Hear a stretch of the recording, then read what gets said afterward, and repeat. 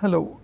In this module, we will learn how to use Bode plots for meeting our design purposes. So, we will call it as design in the frequency domain.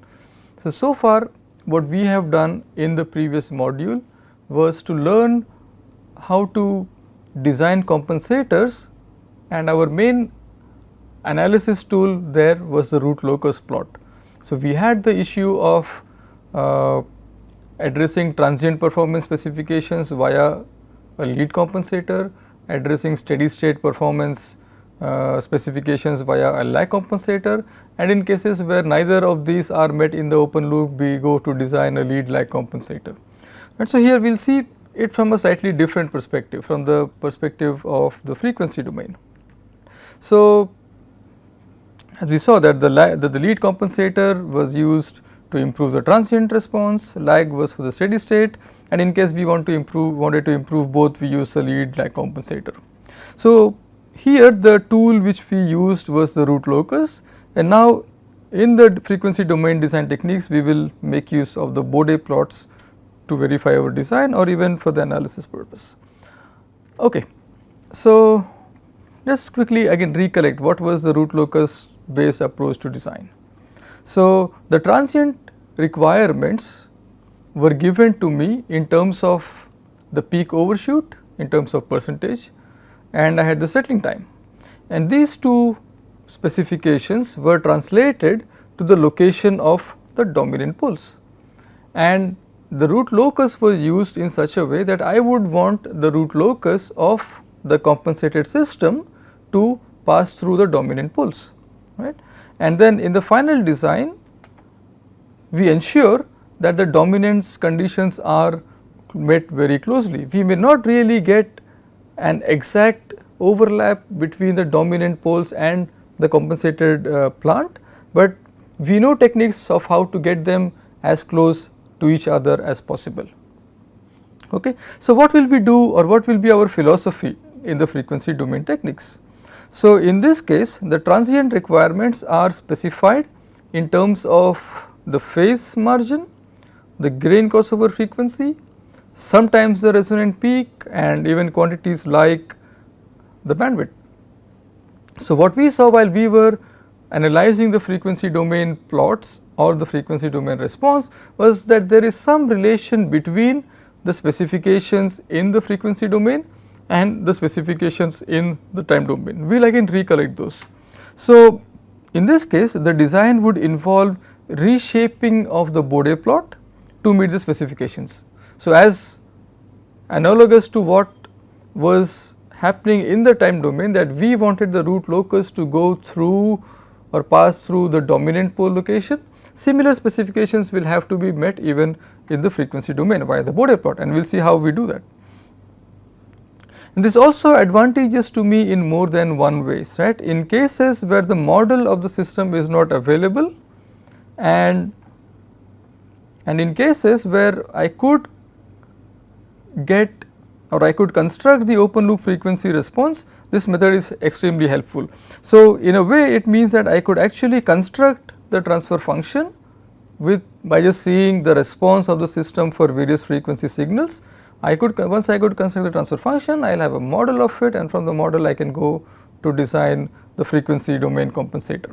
So, this is a part which we will do in the next module, which will be titled experimental determination of the Bode plot. So, given a frequency response or given a Bode plot, how do I obtain the transfer function? That we will do in the next module, but at the moment it's safe to assume that if I do not have a model, I can actually construct a model by using the frequency response techniques. Okay. So, again just a very quick recap. So, a standard second order plant in closed loop looks like this, where you have the damping coefficient, the natural frequency, a typical step response for an underdamped case looks something like this, where the overshoot was calculated as a function of the zeta, settling time depended on both zeta and omega n, and similarly we had other quantities like the rise time. Right. And in addition to these three specifications, we also had the steady state specification in terms of the position error, the velocity error and the acceleration error, or the error constant, so to speak. Okay. The closed loop characteristics have few components. So, first is, so if you see, this is the response to different frequencies. So, I will start from here, we will have a peak and again go down, right. So, this we earlier termed it as the resonant peak, and the frequency at which this occurs is the resonant frequency, and we computed that this was directly depending on the damping factor, and the resonant frequency was depending on the damping factor and also the natural frequency. Similarly, for the bandwidth, right. So, bandwidth was computed in the following way, that it is depending on omega n and also the zeta. Okay, so what is the observation from these three things? That systems which have large bandwidth or bandwidth close to n, which means zeta would be close to 0, bandwidth close to omega n, which means the zeta would be closer to 0, and smaller the zeta would mean you will have a smaller rise time, and so on. Of course, you will have to trade off in terms of the overshoots. However, I would, from the filtering perspective, my noise signals appear as high frequency signals, and I would want to filter them out as much as possible. Therefore, just by merely increasing the bandwidth or designing my system to have a very large bandwidth is sometimes not desirable, and therefore we need to have a trade off between the bandwidth and the rise time or even the overshoot. Okay. Okay, now a little bit more on the specification. So, MR, the response of the frequency or the resonant peak here, depends only on zeta. Therefore, and if you look at even the formula for MP in the time domain, it also depended only on zeta, and therefore we can say there is actually a very nice correlation between MR and MP, right. Therefore, given a specification on MR, I can directly have translated into a specification on MP or specification on zeta, right. So, in the same way as peak overshoot, the resonant frequency is also an indicator of the relative stability of the system. Okay, so the expression for the resonant peak tells me that it exists only for these values of zeta, and therefore the correlation between MP and MR exists only for zeta between 0 and 1 over square root of 2, and is given by the plots like this here, right. So, at zeta equal to 0.02, I have 0.707, I have this number, that MP goes to closer to 1, which you can get from this expression.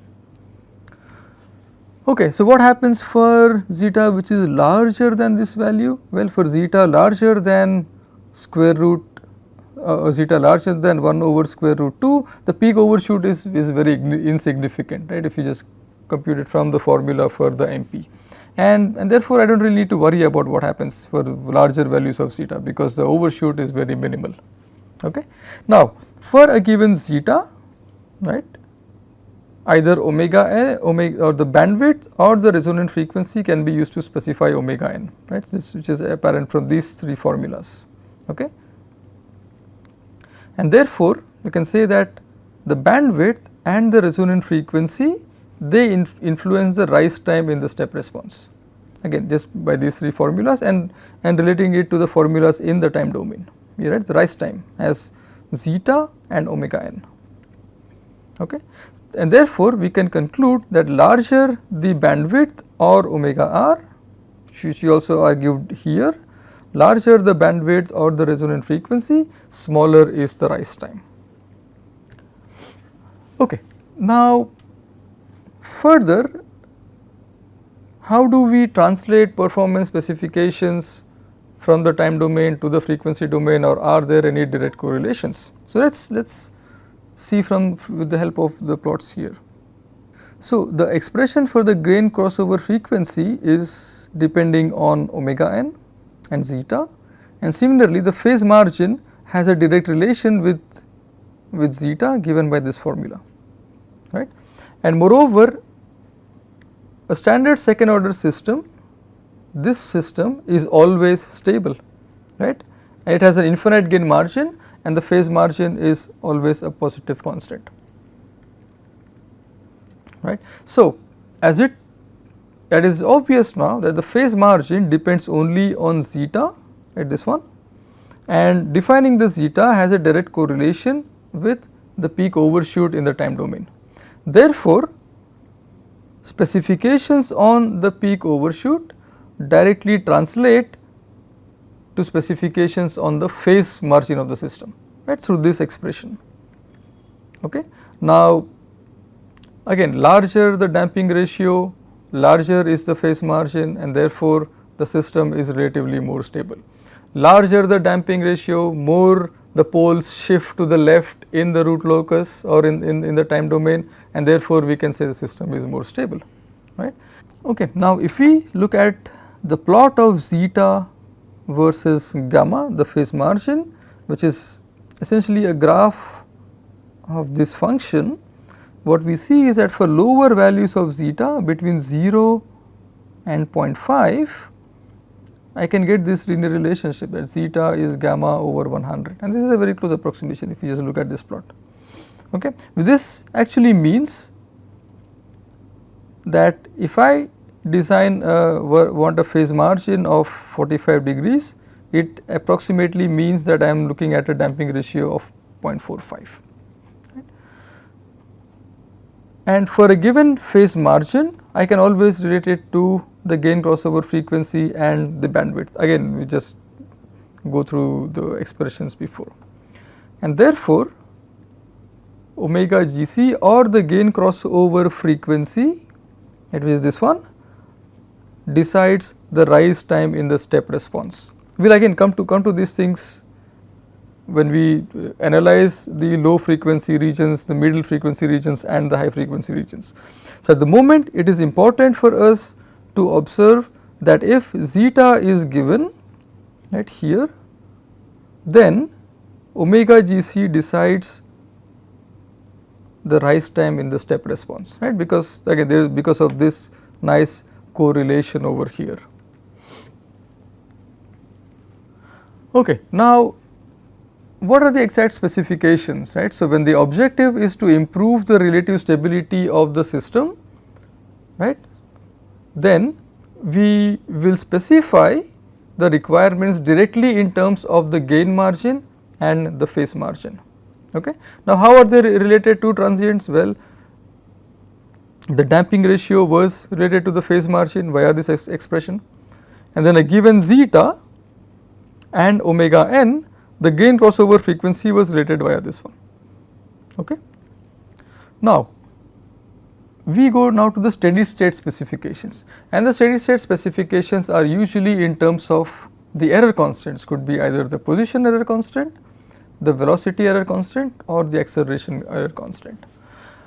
Okay. So, we had in the lectures of Bode plots learnt how do we get these error constants directly via the Bode plot. We will just try to recollect those again. So, given this Bode plot, what is Kp? And Kp will exist only for a type 0 system, which means that I am actually having a transfer function of this form. So, if I take the limit of omega, limit of g j omega as omega goes to 0, I get that the intersection here is 20 log Kp in decibels, or Kp if I just look at it in terms of absolute numbers. Similarly, I look at a type 1 system to compute the velocity error constant. So, type 1 I have a pole at the origin, and I know that this formula here, limit s going to 0, s times gs will give me the value of kV. Now, how do I compute the value of kV from the Bode plot? Well, if I look at very low frequencies, which means omega is very less than 1 or much less than 1, I just ignore these terms. So, for low frequencies, this expression would hold, that g of j omega can be approximated simply as kV because of this thing by j omega, and the kV can be obtained by looking at the intersection of the initial slope of this line, of this guy, with the 0 dB line, or at which point the magnitude of kV by omega, which is essentially this guy, the Bode plot for low frequencies, becomes 1, and the frequency at which this initial line intersects the 0 dB line is actually my kV. We have done this before. Similarly, with the acceleration error constant, I am essentially now looking at a type 2 system, and I know that Ka is given by this formula of limit s tends to 0 s square times Gs. Again, I look at very low frequencies, omega much less than 1, in which case I can approximate my transfer function g of j omega as Ka over j omega square, right. And if I just keep doing all the same exercise, I look at the intersection with the 0 dB line, or in which or in the absolute terms Ka by omega square, which is the magnitude of this, becomes 1. Well, it becomes 1 here exactly at the point where omega is square root of Ka, right, which is from this formula. So, what is Ka? Well, it can just be computed by this formula. It is the square of the frequency at which my initial line intersects the 0 dB line.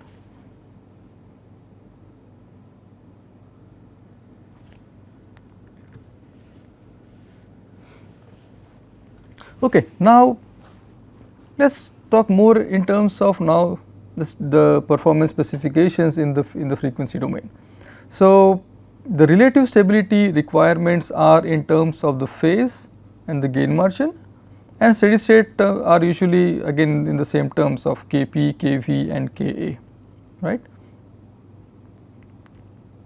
Similar to the time domain, again we recollect this in terms of overshoot, the rise time or the settling time. These are now translated via appropriate formulas or relations to specifications on the gain margin and the gain crossover frequency, and steady state specifications remain the same, right. And what we have to be careful here is that the correlations between the time and frequency domain parameters used in this lecture are exact for a second order system, right. So, we started our analysis, all the MP, MR, these were formulas derived only for second order system, and in the time domain we translated this specification in terms of the dominant poles, right, where we wanted the exact plots and the plots with the compensator and the dominant response to be as close to each other as possible, right. So, same thing we could do even in the frequency domain.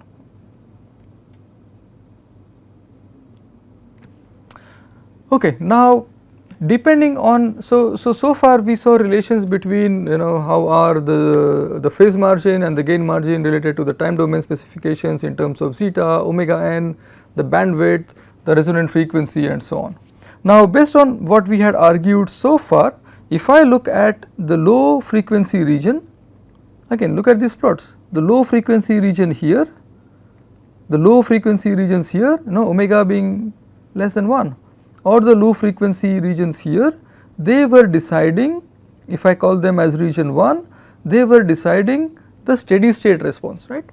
So, the region 1 will decide how my system behaves at the steady state, right. What is steady state? Specifications, they are either in terms of Kp or Kv or Ka. Now, look at this region here in terms of the gain crossover frequency, and if we go back a few slides, the gain crossover frequency was related to the transient response of the system. So, this frequency range here, which I call the region 2, will decide the transient behavior of my closed loop system or also the relative stability. Region 3, which is much ahead or much after the region 2 or much after the gain crossover frequency, this indicates in some sense the complexity of the system, what are the extra poles and zeros in the system. And at this region, what we must be careful is that the gain in this region should be attenuated to reduce the effect of noise. So, the design specifications can be categorized essentially into two regions. Region 1, the low frequency taking care of the steady state requirements. Region 2, taking care of the transient response, which is essentially the region slightly to the left and slightly to the right of the gain crossover frequency. And only a specification or only thing which we need to be careful in region 3 is that the gain must be attenuated, right, in order to reduce the effect of noise on the system. Okay. So, how do these things look by construction? So, in the time domain, I know that the lead compensator had a 0 and a pole placed such that alpha was equal to 1, and similarly here I can write down the sinusoidal transfer function. The lead compensator goes exactly the same way, and similarly for the lead lag compensator. I am just writing down the sinusoidal transfer functions here. Here I just call the gain k prime to be just alpha times k, and here to be beta times k, and so on.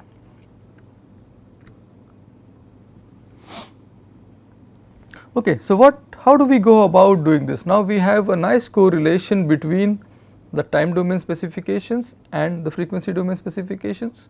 We also have nice explanation of the low frequency region corresponding to the steady state requirements, and the mid frequency range around the gain crossover frequency corresponding to the transient specifications, right. So, the first thing as usual we would do is to see in terms of the gain adjustment. Just by adjusting the gain, do I get the appropriate gain margin or the phase margin? And by root locus plots I actually, sorry, by the Bode plots I actually know how to compute the gain and the phase margin. So, and once I design or look for an appropriate gain k, and if it does not exist, just by merely adjusting the gain, if my closed loop specifications are not met, then I would use an appropriate compensator. Could be again in terms of a lead compensator and the lag compensator. But as usual, the very simple first step is to just look at a proportional controller or just look at adjusting the gain, right.